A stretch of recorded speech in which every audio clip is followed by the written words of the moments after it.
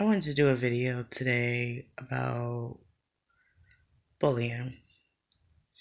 When I was growing up, bullying was a lot different. Of course, you had kids, teasing you about your clothes, telling you were ugly, and things like that. And I guess back then we were able to handle it. You know, your family members teased you at home, so you were used to it when you went to school, type of thing.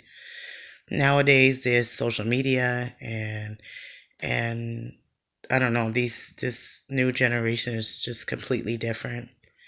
I have a 14-year-old daughter. Um, she was bullied from the 6th grade to the 8th grade, and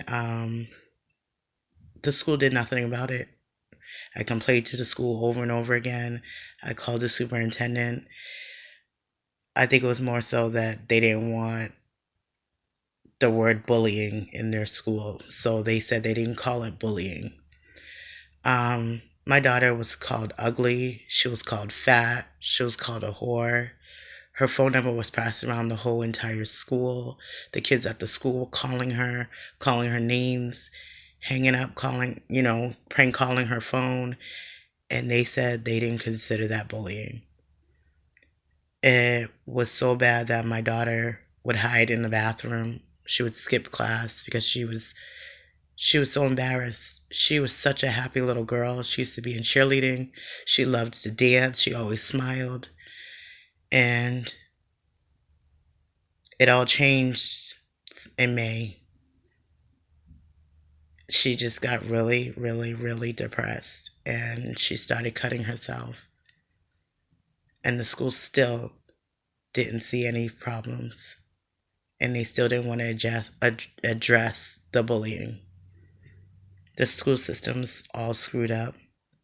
Parents, if you know that your kids are bullying these kids, please do something about it, because my life has been turned upside down. My daughter's life has been turned upside down. She has been in and out of the hospital 7 times since May due to her depression and anxiety. And I blame this all on the school not doing anything, because if they had did something, it wouldn't have continued, and she wouldn't have continued to get depressed, more depressed, to the point where she felt like she had to cut herself and feel like she wanted to die.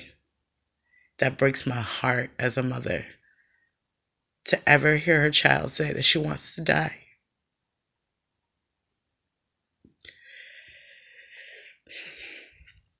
It hurts. It hurts because she has such a good life. She at home, she's not abused. I spoil her. Not that that's a good thing, but she has a good life. And all of this because these kids are so mean.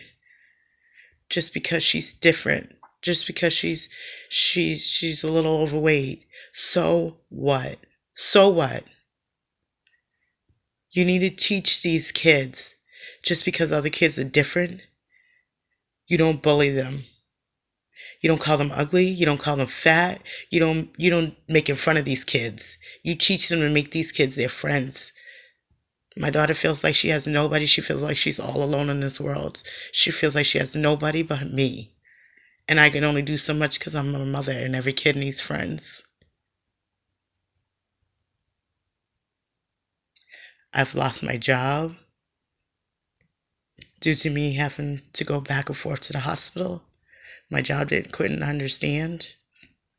My life has been turned upside down. And the school is not accountable.